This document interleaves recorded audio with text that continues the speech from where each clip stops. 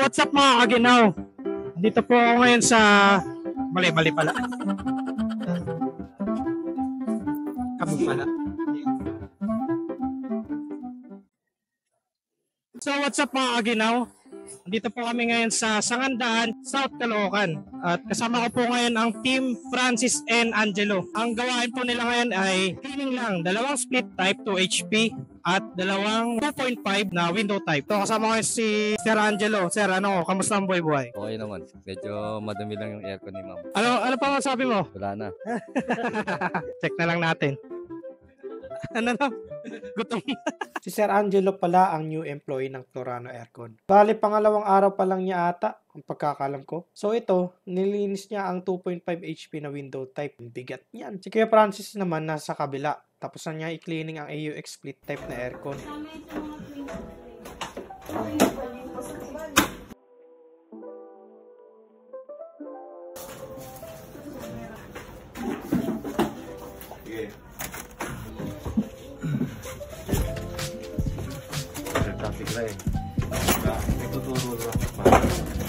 May mga shipments ba?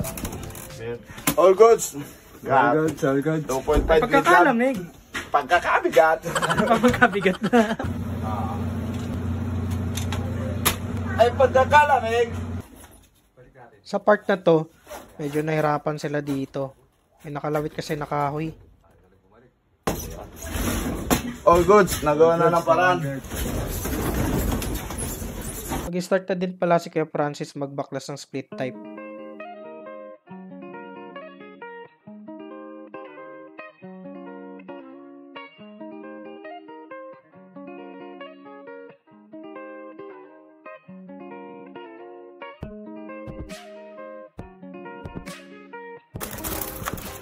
Stress siya sa'yo.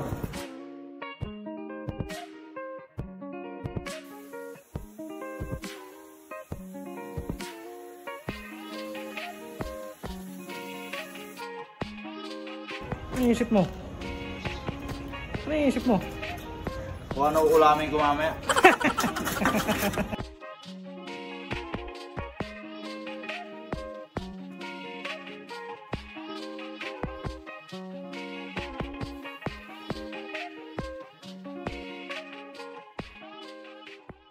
So what's up mga kaginawa? Kasama ko po ngayon ang dati kong pong prof, mentor, general manager ng WJE Coms Logistics, like customs broker, which is our profession, si Sir Wilfredo Kaingkoy.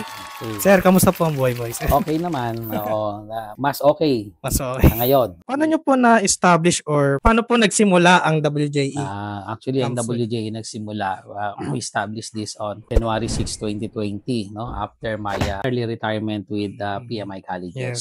So, first, it's a challenge. Okay, why? Because after we established in January 6, 2020, then comes now the outset of the COVID-19, Yes. no? So, it was actually a challenging part, and then at the same time struggle, no, since that we actually started the particular operations of the business, but nevertheless, okay, with God's blessings and guidance, so we continue it, no, until now, no, and Yes, we are happy that we started with 1 employee, and then we are now 9 employees, no, Yeah. in the making as of January 15, 2025. And before I forgot, WJ stands for Wilfredo, okay, Yes. which is my name. J stands for Jenny, my wife, and also letter E stands for Emmanuel, which is our son. Okay, thank you po sir. Hindi ko pala nabanggit no, si sir po pala ay isang incumbent director of Chamber of Customs Broker. CCBI, yes. Mhm. Sir, may iba na tayo no, Okay. sa aircon na po tayo. Okay. Sir, paano nyo po nakilala ang Plorano Aircon Maintenance Services? So, of course, nakilala ko si Plorano Aircon and Maintenance Services because siyempre si Raul Plorano ay naging estudyante ko din before. Yes, And aside from that, syempre, nakita ko nasa FB, and then nag-send din siya ng mga pictures, and then at the same time, FB Messenger, no, ng mga services ng Plorano Okay. Aircon Services. Sir, di ba sila rin po nag-install, no? Yes, sila rin ang nag-install niyan. Okay, kasi galing din kay Raul Florano yan, no? Yang inyong aircon. At we actually thankful also, no, for Florano for also providing us particular product, actually also helpful in our business operations. Okay. Next question po, sir. No? How would you describe service ng mga tech natin? Maganda po ba performance nila? So far, masasabi ko naman, yung mga technicians ninyo, ano naman masabing maganda kasi malalaki sila. Siguro po, Di totoo yan. joke lang, no? Pero actually, no, in terms of services, I would say that they have the excellent services. Yun, Okay, why? thank you. Because bukod dyan sa excellent services, sila din ay sinasabi natin na courteous, no? Okay. Kaya sa amin, on our part, we highly recommend Florano Aircon Yun. and Thank maintenance you po. services. Thank you po, sir. Okay. How would you describe Florano Aircon maintenance services in one word? Excellent.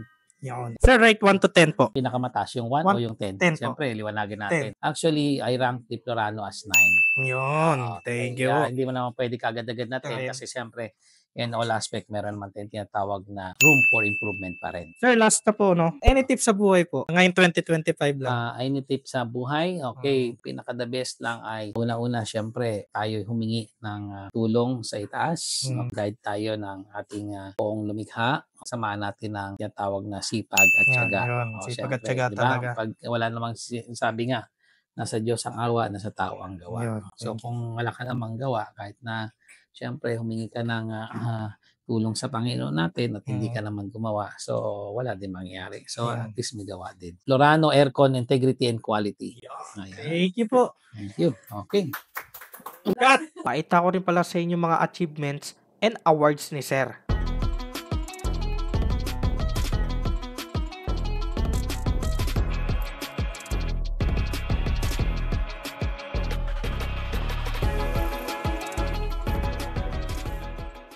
Ay pagkakalamig! Brief history lang po, no? Alam nyo ba na si Raul P. Florano Jr. ay isang licensed customs broker? Naging top 9 siya sa customs broker licensure examination way back 2012. Galing, no? O nga pala, isa din pala akong customs broker. Nakapasa ako nung 2021, which is COVID pa nun, at Zoom meeting pa ang review nun. Mahirap kasi hindi face to face. Hindi ka matututukan. Wala kang circle of friends na pwede mo mapagtanungan. Pero kinaya naman. At ayun, nakapasa. Kaso, Zoom meeting lang din ang outtaking. And the rest is history.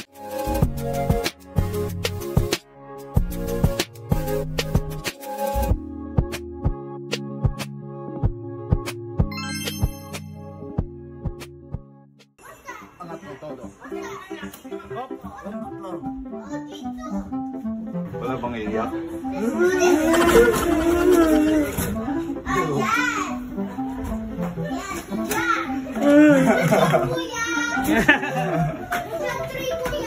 Yes, thank you.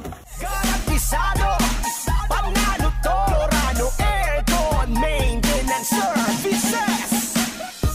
Hanggang dito na lang muna tayo mga kaginaw. Kita-kita na lang tayo sa next vlog. Bye! Ay pagkakalamig!